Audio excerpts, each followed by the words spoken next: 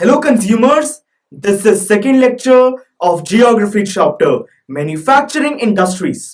इस लेक्चर में हम मैन्युफैक्चरिंग इंडस्ट्रीज की इंपॉर्टेंस को समझेंगे। तो फिर आइए लेट्स स्टार्ट।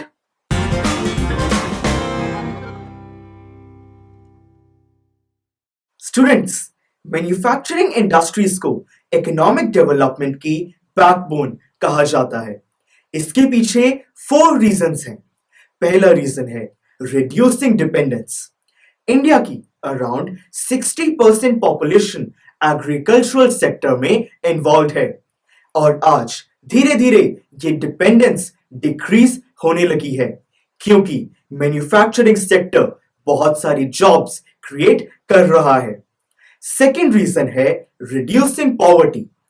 इन्हीं इंडस्ट्रीज की वजह से आज जॉब अपॉर्चुनिटीज बढ़ रही हैं, जिसकी वजह से अनएम्प्लॉयमेंट और पॉवर्टी जैसी प्रॉब्लम्स भी सॉल्व होने लगी हैं।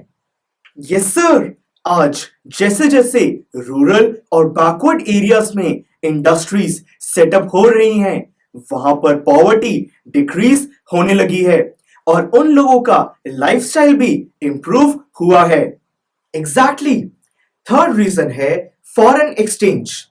इन्हीं इंडस्ट्रीज के गुड्स को एक्सपोर्ट करने की वजह से कंट्री आजकल फॉरेन एक्सचेंज अर्न कर रहा है, जो कि नेशनल इकोनॉमी के लिए बहुत अच्छा है। फोर्थ और लास्ट रीजन है नेशनल प्रॉस्पेरिटी। जिन कंट्रीज में रॉ मटेरियल को फिनिश्ड गुड्स में कन्वर्ट किया जाता है, वहां पर इकोनॉमिक प्रॉस्पेरिटी के सबसे ज्यादा चांसेस होते हैं और आज इंडिया में भी यही हो रहा है। तो ये थे 4 रीजंस जो मैन्युफैक्चरिंग इंडस्ट्रीज की इंपॉर्टेंस को एक्सप्लेन करते हैं। मैंने कहीं सुना था कि agriculture and industry move hand in hand. क्या आप इस स्टेटमेंट को इलैबोरेट कर सकते हैं? यस सर, आज एग्रीकल्चर में जो fertilisers, irrigation pump, PVC pipe और अलग अलग मशीन्स यूज की जाती हैं, ये सब इंडस्ट्रीज में ही प्रोड्यूस होती हैं। इसीलिए हम कह सकते हैं कि agriculture and industry move hand in hand. You explained it well. अगर हम जीडीपी कैलकुलेशन की बात करें तो मैन्युफैक्चरिंग इंडस्ट्रीज टोटल जीडीपी में अराउंड 17% तक कंट्रीब्यूट करता है। क्या आप जानते हैं कि बहुत सारे फैक्टर्स हैं जो एक इंडस्ट्री की लोकेशन को इन्फ्लुएंस करते हैं। वो हैं availability of raw material, labour, capital, power, market etcetera.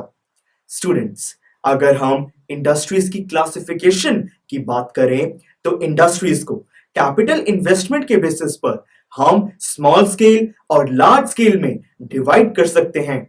Ownership के बेसिस पर हम इंडस्ट्रीज को पब्लिक, प्राइवेट और कोऑपरेटिव में डिवाइड कर सकते हैं।